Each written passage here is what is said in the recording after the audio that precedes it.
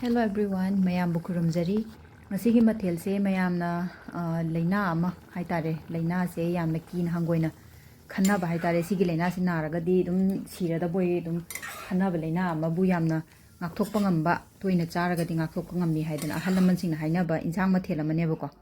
ado aina ngasi thongjarakadoi se sigi soibum siga nga makok raw makok atawbaga thongakadoine ado si soibum se khoironggi manipur gi soibum natte bako si se darjeeling gi soibum ne ado moina sigi container se ani pibirakpane bako moina pubirakpa moigi soibum namba kanda mai tawraga pubireen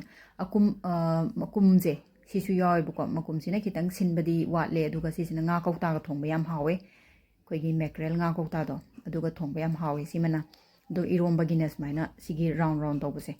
ado makhal ani ne hojiki makak tu ne sigi makup sine sisina slice oina maina sembasu oye moigi je ko makhal ahum thoe khara pawba ma khara makup ama adagi kwaidigi pawba ma maton haigadra moi lenthali do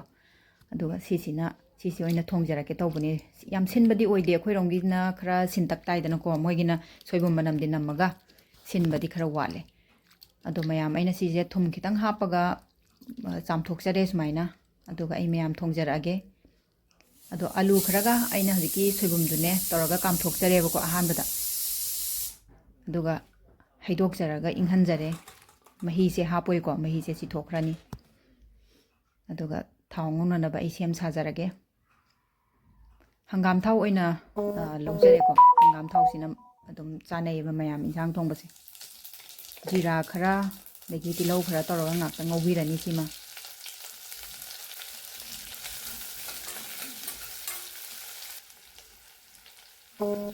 sing chanam hapsalaga phajana ngobirani sisu do nga atawbase ga hapsalaga ngakta ngawraga machu morok phajana hapani ado ngakta ngobirani sisu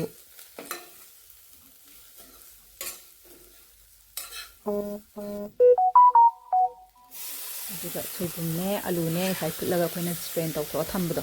adudo hapsanbirane bako ado alu se ayam matamda soibum go thongba matamda alu se munganda bane bako hingna hapagadi aduduna ina soibum se phutpa matamda alu se hapa phutok sabane bako ado si sina su munbaju thure aduga sinbegi changsu khara handai bako adudugi ina sumaina ina hapsanjare sumaina ngawraga dum charasu dum loire ko sumaina charasu dum hawbuni soibum ga alu ga ngawraga ngamako hapa ngawraga chaba sisu dum hawbuni sida dum loisalasu yare phatigom khara thakchalaga adubo sina aina mahi khara totchaning bagi mahi khang hapjagena thongjabani simana dum garam masala khara hapjanjare mahi asaba khara hapjanjare sumai tawraga ngaktang sawalaga dum yare bako ado sigi injang se khoigi ibok sina ne khoi ibok adi ai ipokpi ba ima sigi ibok haitare ai ipokpi riba ima sigi mabok mama na taba mabok to mama sigi mama haitare ado mana takpiram bane bako engonda sisi madit cancer haibase haitaba ko leina se cancer ne bako do cancer haibase haitadana tinjar na ba phabani jum haiba aina kaino khoi boksina tinjar na ba phabani na haijibo aduga cancer haiba oi lerame cancer na ba phai haiba ko soibumga nga kraga thongba nga atopa na tabako nga kra haiba koigi catfish haigadra aduga soibumga thongba se koigi cancer na ba phai na mani yam toi hairame ado hapta amagi amadi dum amukti dum chai ado aina dum thongbasu ado sumaina ahansingna haibirame pautak ama pibirami ko ado achumbasu oiramgani hojikan adum ano akhang ahi mayamna ju dum hainabane bako soibum jabase cancer na ba phayena ado sumai tawdana aisu thongjare sumai taraga hauna aisu mahaw tangjare injangje do yam hawe soibum khoigi manipur gi soibum ga darjeeling gi soibum ga adum mahaw kaisu yam kan khena de adum hawe sinbagi changdi watle moigi nam ado ngasigidi matang asida aigi video se loisanjarage hayeng mathangi anobu mathela madamu mayam unarase